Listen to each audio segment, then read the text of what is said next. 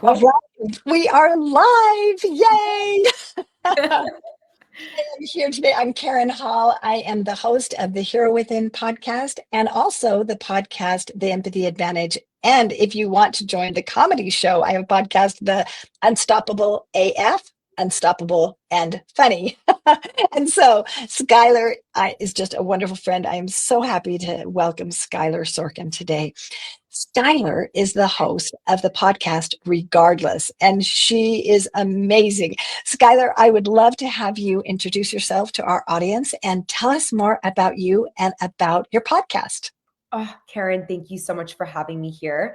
I'm Skylar Sorkin. I am the founder and podcast host of Regardless, and I'm based in LA. My story, I started this podcast, wow, almost 4 years ago, which is kind of insane to me.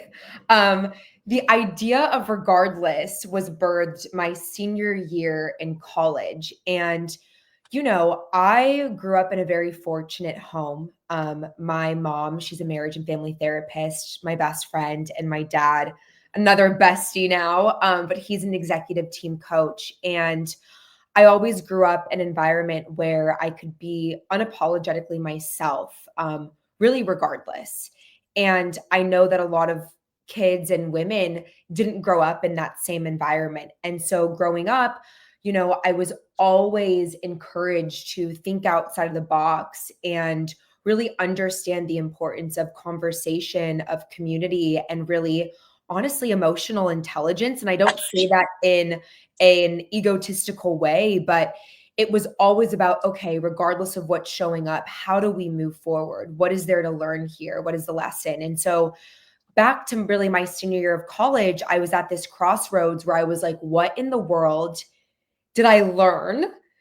I went to a great school, but I felt like we weren't really learning or were equipped with life skills. And, I majored in communication. I minored in clinical psychology. I did the technological management program, which was like a business minor at UC Santa Barbara. And I still was like, what do I want to do with my life? What does my path look like? A And big question. a big question that we don't really talk about in class. And I just started reaching out to people in my network, people on LinkedIn, my mentors, mentors, my family's friends. And through those conversations, I was learning so much more there than what I was learning in lecture. And really, a light bulb flicked off for me. And I was like, what if I was able to just record these conversations and give them to my friends to listen to? Like, I feel like we would all be growing at such an accelerated rate together, in addition, of course, to lecture. And so I didn't start the podcast actually until another year out of college, when it was like my first corporate job in sales, having to go onto the computer and literally pitch a Fortune 500 client, a male who was like 30 to 40 years older than me. I had no idea what I was doing, freaking out. And before going on the call, that's really when the word regardless took form for me. And I would tell myself, regardless of the result of this phone call, I am more than my career. My worth is not determined by my career or how this phone call goes. And that to me was like the ultimate pivot. That was self growth in real time. That allowed me to go from being stuck in really a fixed mindset to growth, to what it Wow. does work out. And so that word started to take form into this mindset, this pivot for me that I was able to tap into every single aspect of my 20s, whether it was in my friendships, dating, and breaking up with a boyfriend slash healing, getting broken up with, to dealing with the layoff, to dealing with the wildfires, to dealing with losing the lease in my apartment. Regardless, what is Yeah. the lesson here? How can I move forward? Because we all have that decision. And so essentially, that is the spirit of the podcast. That is the spirit of the platform that I am building and creating for 20 something women, that regardless of what shows up, we've got this. We'd rather grow. We're moving forward. So regardless is the platform, the hub for 20 something women who are navigating the chaos of her relationships, her career, and self-discovery. And we're in it together, and we've got this. Oh, Skylar is absolutely amazing. Regardless, we have got this. The theme that I hear in you is one, you have very high emotional intelligence and you're so young to already know all these things. I'm really in awe of how wise you are at such a young age. And I'm sure that with that, background that your both of your parents were into mindset and both of your parents probably have very high emotional intelligence, and so to start on that foundation and to build upon that, wow, you are just leap years ahead of many people in at your age. So I, first of all, kudos to you. I am just so impressed. Thank you, Karen.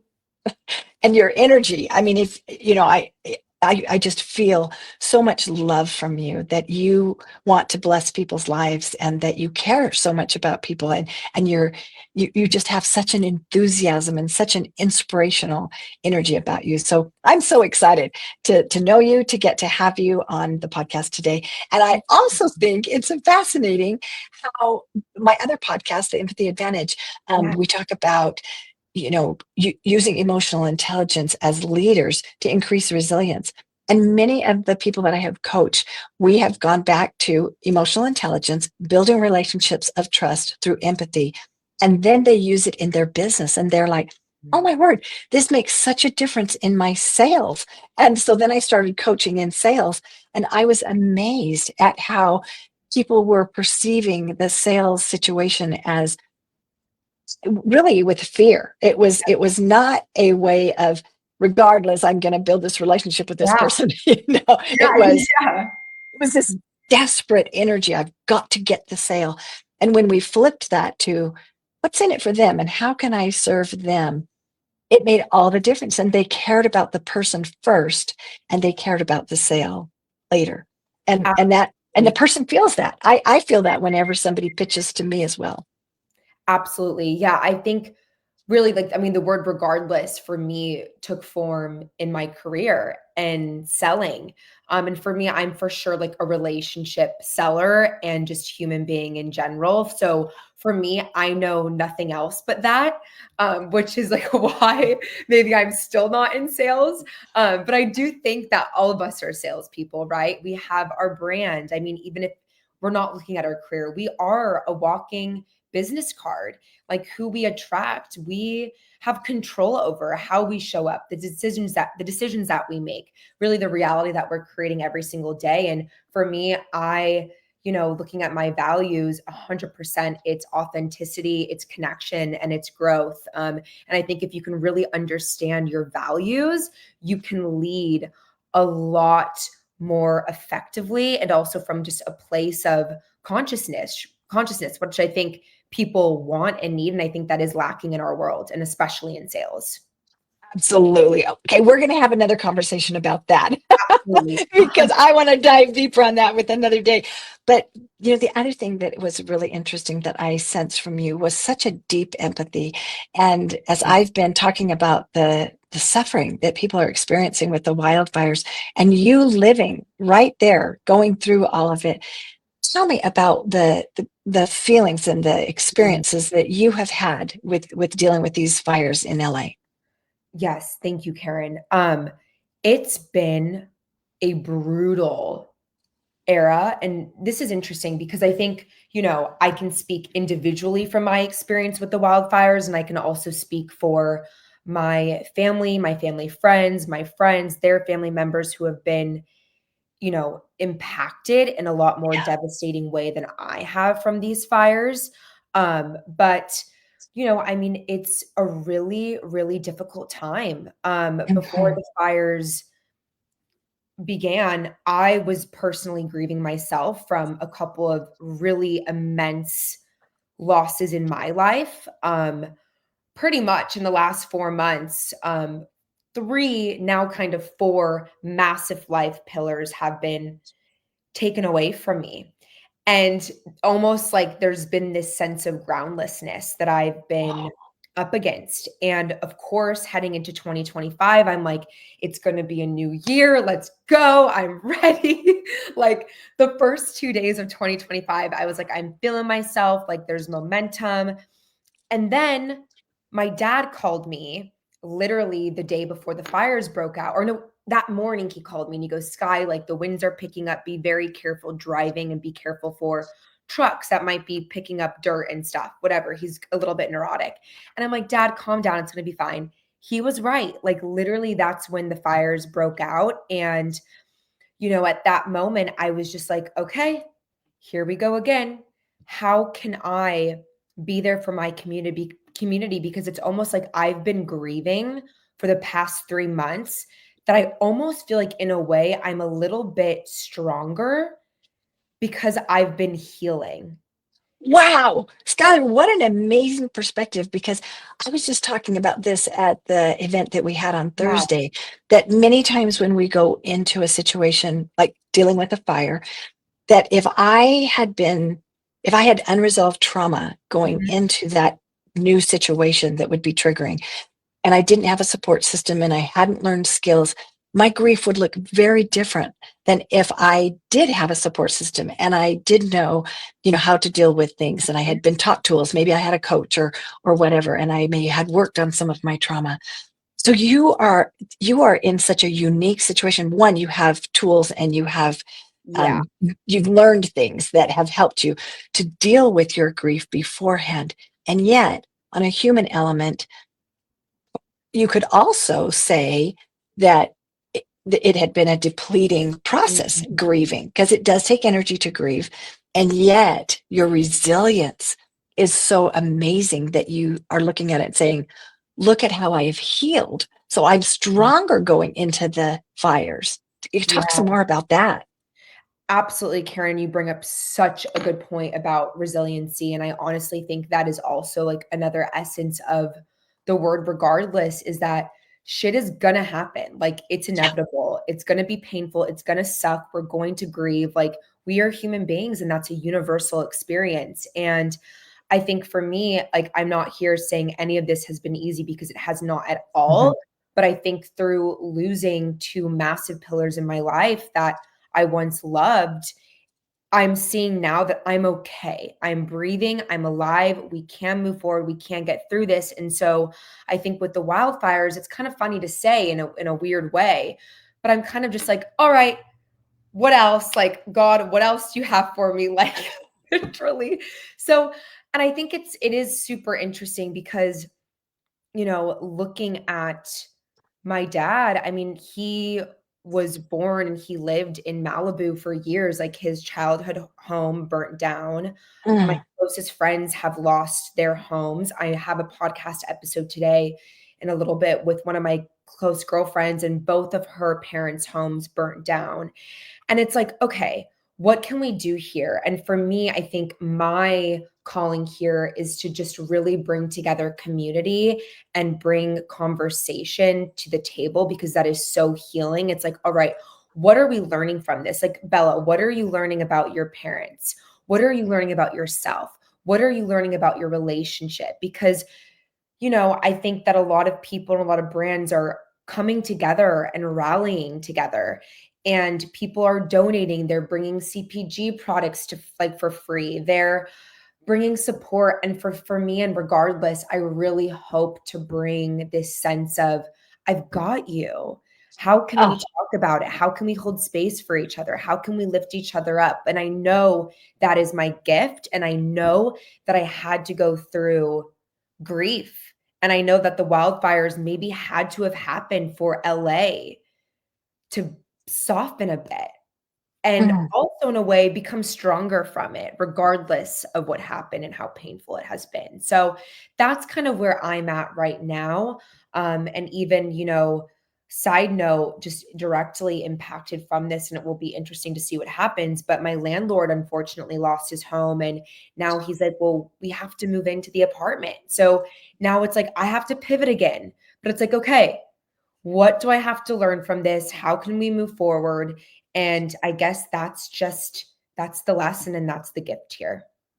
Right. Oh my goodness. And when you talk about the gift in the situation, it can be challenging to look for a gift when you're in the middle of grieving. I mean, I think it's important as we go through the different stages of grief to honor those stages of grief and to allow ourselves to take the time, however we need to grieve, and whatever our unique process looks like, to support ourselves through that, and to also keep the thought that at some point we are going to see the gift. I know when I've been through grief, and I have been through some situations that lasted a long time. So there was a lot of grief that was repeated, and I would go through the cycle, and go back and forth between the different stages. But I remember, if I could think, I am going to find a pearl in this. At some point, I'm going to be able to look and say, "Oh, look at that good thing." And so I would think of it like when I would write. You don't do postcards, but back in the day when I was a girl, we would go on trips and we would send postcards to people. Yeah. And I would tell them all the fun things that were going on, and miss you, wish you were here, blah blah blah. Well, I didn't write all the terrible things that were happening because we didn't have enough space on the postcard to do that. And so I would think to myself, what if I was looking back and writing a postcard about this situation? What would be the things that were the blessings out of it? Yeah. And I would try to put myself in that forward-looking, future self perspective, looking back when I was able to at times during the grieving process. And it was so liberating. I could totally embody that regardless mindset at that moment. I couldn't stay there in that moment because I would come back to the dealing with the pain and the sorrow and different things. But there were moments when I could. And so I hear that in you, that you are doing that and you are helping other people to do that. I love that, Karen. And oh my goodness, for anyone listening right now who is grieving, I just want you to know that that journey is not linear. And if I can just be an example and also just resonate with you, that there are moments where I feel inspired and I feel energized and I want to help. And there are other times where I'm like, I need to take care of myself. I miss him. I miss that. Why me? Like, we all have moments of where it hurts. And I think we Mhm. have to allow space for any sort of part of the grieving journey that we are on, because it is so not linear. And I Yes. just want you to know that. Thank you for bringing that up, because when I first learned about the grieving process, I thought it was linear. I thought first you were in shock and denial, then you went through the bargaining, and I thought you went through it. And when I was going through the stages and I could recognize the different stages in myself, and then I went back to shock and denial, and I was like, wait, I already did shock and denial. Aren't I done? Wait a minute, I already did anger. How come I'm back here at anger again? And I realized I didn't even finish the cycle sometimes when No. I would go back. And when I realized that was normal, that was so helpful, because I was like, oh, this is how grieving works. And so if you don't understand that, you could even judge another person. You could judge yourself and think, wait a second, you should be done with this by now. I don't know if you've ever heard that when you've been grieving, but Oh, that is like a wound when someone says, aren't you done with that yet? I'm like, no, I'm not actually. yeah. Some people don't really know how to hold Uh-huh. someone who's grieving. And I think it has more to do with them versus the actual person who is grieving. And so I think in those moments, it's just like, all right, maybe I don't share with this person because they can't hold me. So, but Yeah. it is an interesting journey, like figuring out what types of people are good for you in your heart when you are healing. Because I think there are certain friends who are good for different reasons and seasons. Yes.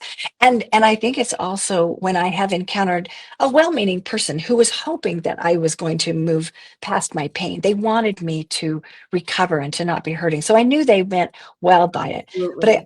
I also learned that I had to support myself in my grieving process. I had to take care of myself. And there are times that I curl up in a ball and I just and the pain is too intense. And sometimes I have to allow myself to move through that process in whatever fashion and whatever timetable is working for me. But I think that when we can be that voice for someone, when we can be that space, that safe space where someone can talk to, you are that safe space. I mean, if I was grieving, I would be calling you immediately and saying, Skylar, I need you. Well, I'm here. Call me whenever. Yeah, That's a beautiful thing. It's a beautiful thing. And your community that you are attracting these like-minded people. I am so grateful for your energy. I'm so grateful for the love that you have in your heart. And I'm so grateful that you care about those who are suffering, because you do provide that space because you care. And so to support all of those who are suffering in LA, Mm. just to know that you have somebody that cares, and Skylar does care, and I care as well. And we're here for you. And we're praying at Skylar's she's in the trenches. She's right there. I'm not actually in LA. I go there frequently, but I'm not there right now. And so I just want you to know that there are people who care, that you can reach out, and and that you can also learn skills to support yourself, to help you in your grieving process. 100%. We've got this. We've got this. And so I encourage all of you to go to Regardless. Skylar, could you tell us how to find you as well? Yes, absolutely. So you can listen to Regardless on Apple, Spotify, YouTube, Amazon, iHeart. And then if you want to follow me on Instagram, we have a Regardless account, which is at Regardless the Pod. And then if you want to follow me personally on Instagram or TikTok, it's going to be at Skylar Sorkin. Yeah, I think that's pretty much it. I think I covered all platforms. There's like so many. There are so many, I So know. many. Well, Skylar, you are a hero. And the way that you love is so heroic. And so I appreciate the hero within in you that you are sharing outwardly with others. And so You're thank you for making me being, tear up. well, Skylar, I feel Yeah, that from yeah, I you. really I appreciate you. thank you. Thank you so much for being with us today. And thank you for the love that you are sending out into the universe. I appreciate you. Ditto, Karen, ditto. And we'll So much have you on again. We'll continue this conversation. would love. Thank you so much. Thank Thank you you. too. Thank you. Bye.